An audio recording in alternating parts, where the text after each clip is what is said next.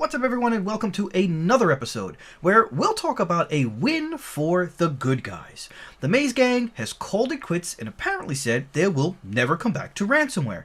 They even said they destroyed all their source code. Now in case you already know the story, I've broken this episode into two parts.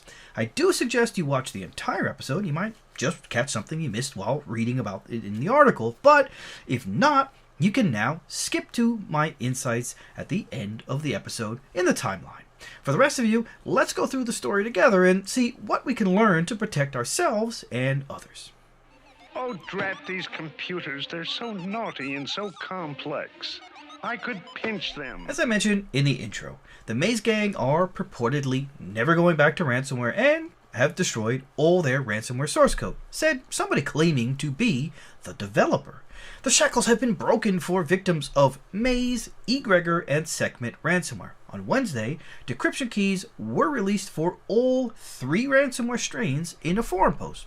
Now, a decryption key is digital information used to recover the plain text from the corresponding ciphertext by decryption.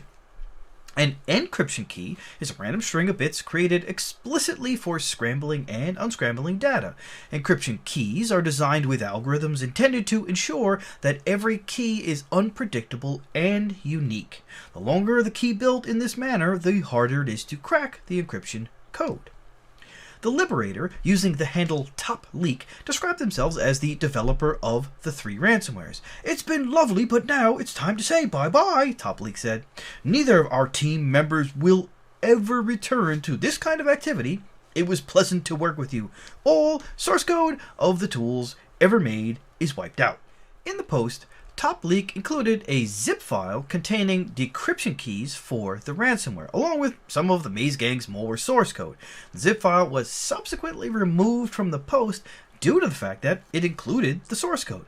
The original keys aren't necessary, though. After confirming that those decryption keys are legitimate, Emsisoft released a decryptor that will enable any Maze, Egregor, and Sekhmet victims to recover their files for free.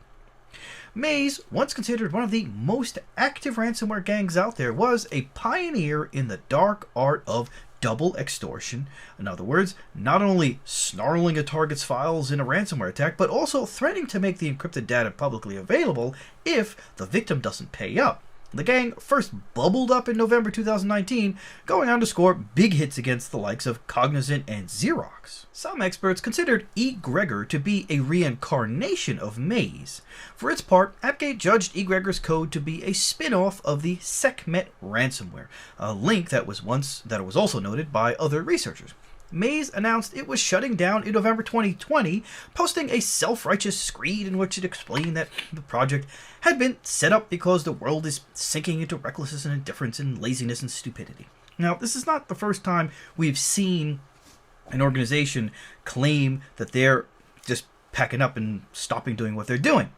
One example of something that happened previously is GandCrab, the ransomware as a service outfit that announced in June 2019 that it was going to kick back and enjoy the $2 billion it had made in a year-long feeding frenzy, only to jump out of its rocking chair a few months later with code analysis linking the authors of the REvil Sotnokibi ransomware.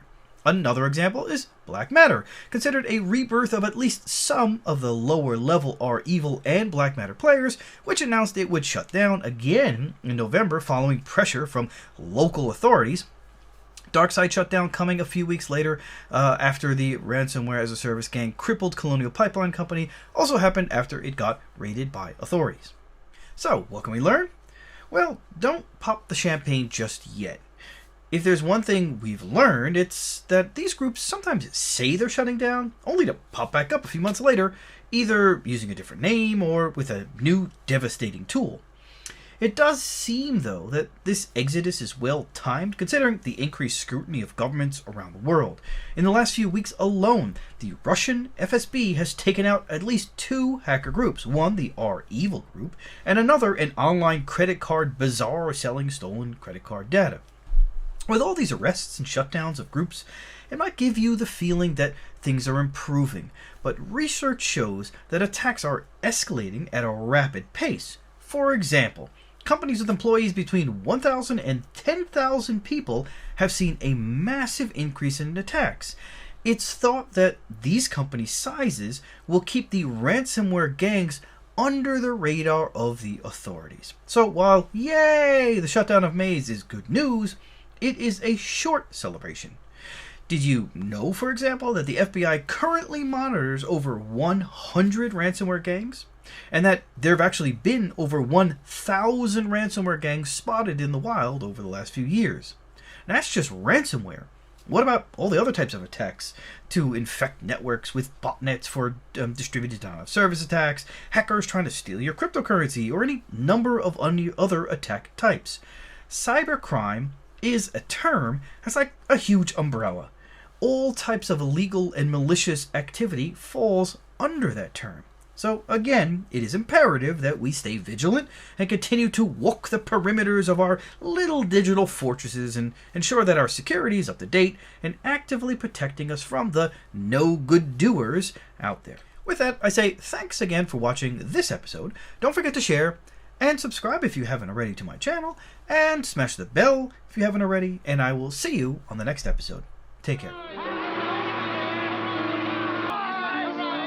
Don't forget to ride!